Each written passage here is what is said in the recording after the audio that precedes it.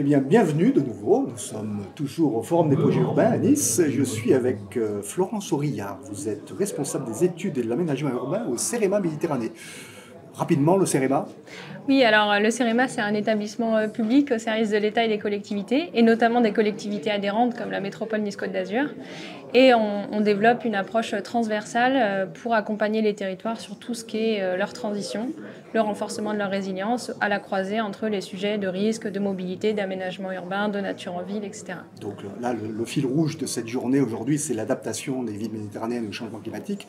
On est vraiment au cœur de vos préoccupations. Au cœur de notre métier, oui. Qu'est-ce que vous faites sur ce sujet-là, sur cette thématique-là? Alors, du coup, notre principale mission aujourd'hui, c'est vraiment d'accompagner directement les collectivités sur leurs besoins, que ce soit la stratégie ville perméable pour la métropole de Nice, mais aussi peut-être une stratégie de désimperméabilisation, renforcement de la mobilité active, etc. Donc, de manière à la fois transversale et en même temps très opérationnelle, d'aider vraiment les collectivités à déployer leurs projets. Après, on a aussi des activités où on publie des guides ouverts à tous, c'est aussi notre métier en tant que service public.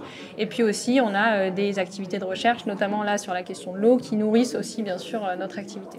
Le CEREMA était traditionnellement le bureau d'études de l'État, de l'équipement. Voilà, oui.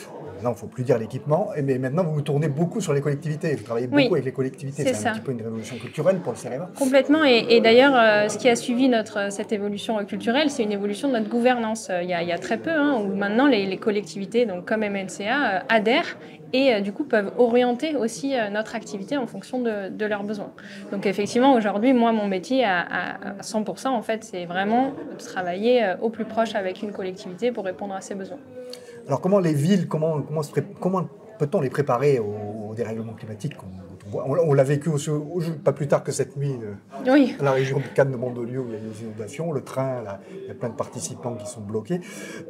Dès qu'on voit que les épisodes s'intensifient... Alors, nous, ce qu'on aime bien faire en termes de démarche de travail, c'est d'articuler à la fois une approche stratégique, vraiment à une échelle du territoire, de la métropole, etc., macro, et en même temps d'accompagner aussi vraiment de manière opérationnelle sur, par exemple, un ou deux projets, de manière à aider la collectivité soit à commencer, soit à monter en maturité, et ensuite d'aider à cette vision stratégique.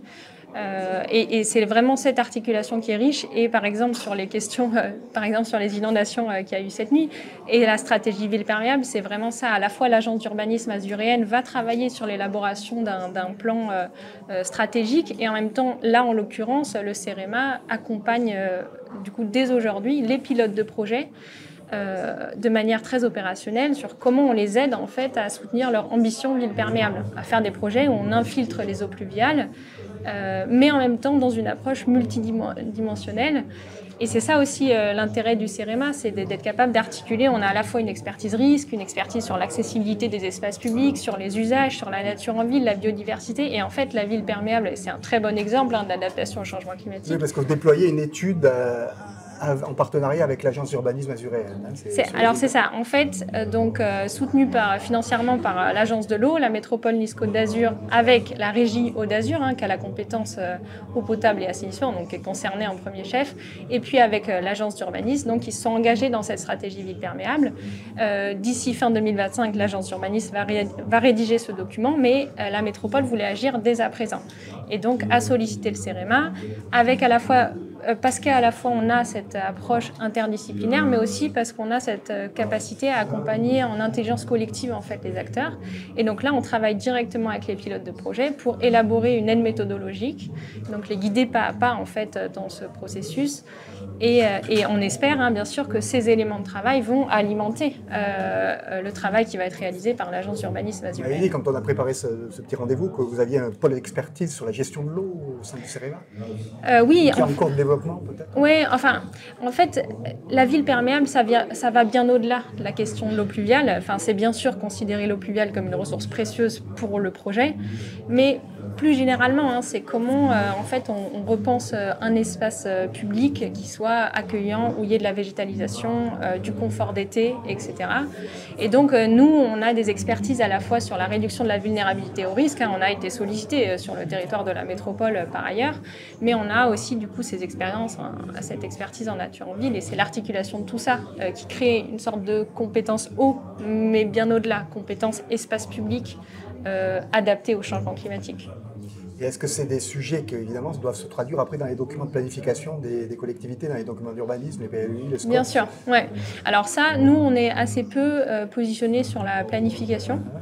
Mais par contre, évidemment, à la fois notre travail de retour d'expérience qu'on réalise, à la fois cette stratégie d'amélioration continue dont on pose les prémices et cette aide méthodologique, ça a pour objectif, bien sûr, d'orienter ensuite, enfin, d'alimenter l'orientation des documents de planification. Mais ça, à mon avis, c'est plutôt un travail, par exemple, d'agence d'urbanisme. Et nous, on est vraiment sur le projet opérationnel. On aide les chefs de projet à améliorer leur pratique. Qu'est-ce qu'on peut citer comme projet opérationnel là, récent sur lequel vous travaillez? Par exemple, en accompagnement de la métropole Nice-Côte d'Azur, voilà, les pilotes de projet qui ont porté les noues à Lingostière, la trame verte, etc. Du coup, on a questionné avec eux leur processus projet. Ça nous a aidé à mettre en évidence le fait qu'il fallait, par exemple, réaliser des études d'infiltrabilité des sols au plus tôt, qu'il fallait penser à bientôt faire évoluer l'accord cadre qui permet de mobiliser de la maîtrise d'œuvre externe, qu'il va falloir travailler et rédiger ensemble une évolution des cahiers des charges pour mieux inclure ces enjeux d'eau pluviale. Après, sur d'autres collectivités, moi j'ai travaillé avec la commune de La Ciotat sur un projet à la fois agricole et en même temps d'espace vert. On travaille avec la métropole, la ville de Marseille sur les abords des écoles, comment on transforme les abords des écoles. Voilà, c'est ce type de projet où à chaque fois tous les enjeux s'articulent. Ok, écoutez, c'est clair. Merci Florence Aurillard. Merci beaucoup. Merci beaucoup.